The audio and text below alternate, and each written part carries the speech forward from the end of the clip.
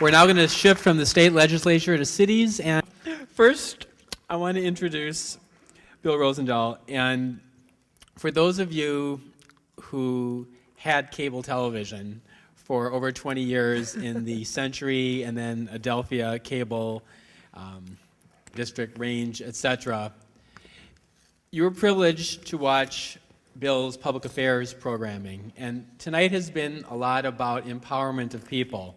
What Bill Rosendahl did is revolutionize public affairs television because he put not just the big power players, although they all came and said, Bill, please put us on your show, but he put on the real, yeah, I did too.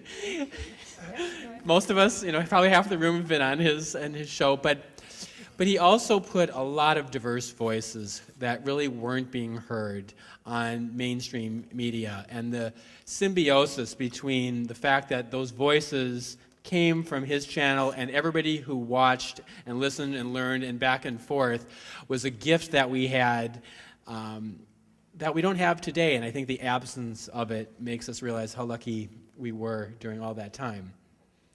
Now, Bill went from that into public office, now as a twice elected city council member from the district that surrounds Santa Monica, embraces with love, from the north to the east and the south.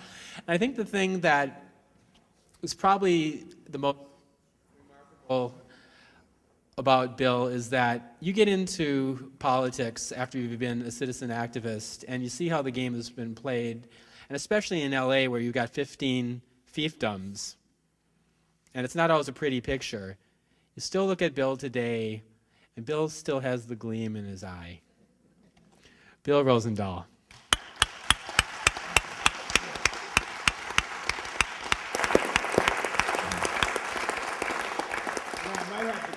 But I don't have any hair anymore. And I lost that in this whole process of not only maturing, but dealing in political world. Let me read you a couple of pages, and then I want to really talk real quickly off the cuff. The state is screwing local government, and by the extension, you.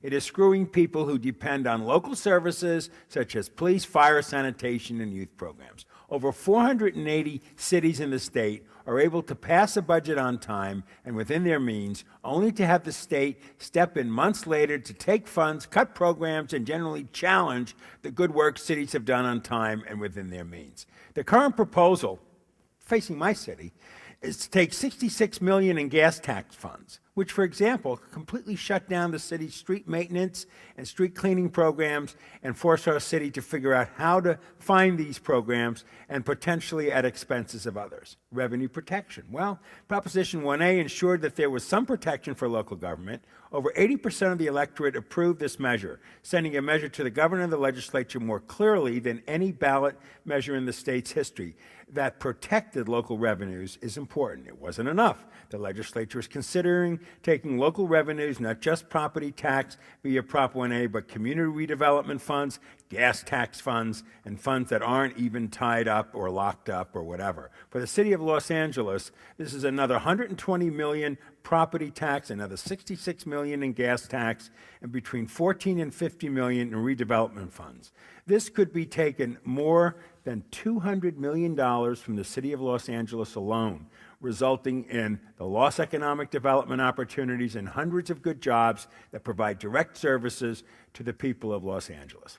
Revenues that are designated for local use must be reserved for local use. Actions over the last 30 years have acted to put local revenues under the control of the state and to limit our ability in local government to establish local taxing authorities. A solution. Well, many of you might have known I was chair of the California Commission on Taxing Policy for the New Economy. This was a legislative mandated commission to visit and possibly restructure the tax system. I was chair of this, and there were hearings I held, 17 of them over 2 years periods.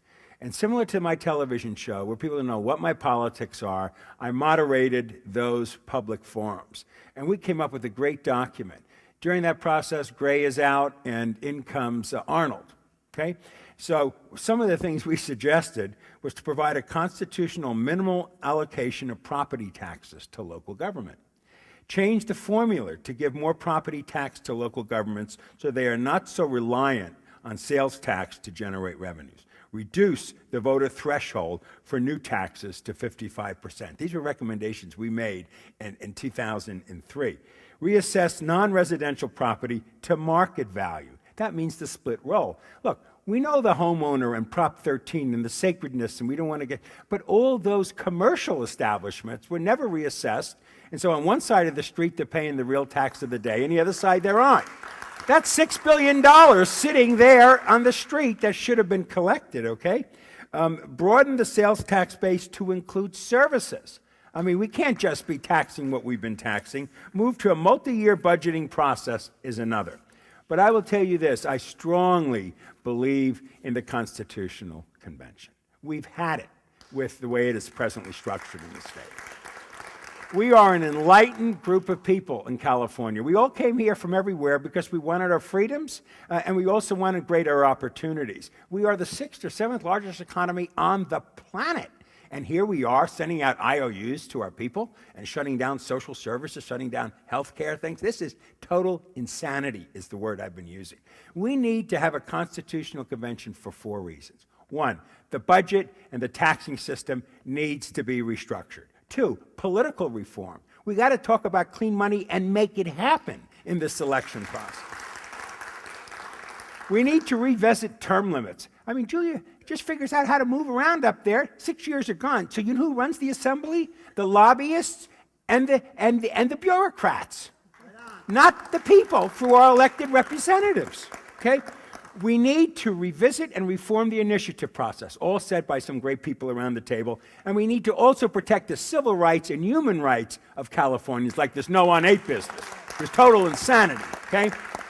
So that's enough of me, but I just want to acknowledge an old historic friend of mine that used to be on my show a whole lot, who is one of the legendary figures in the American democracy, Patrick Cadell, sitting right there.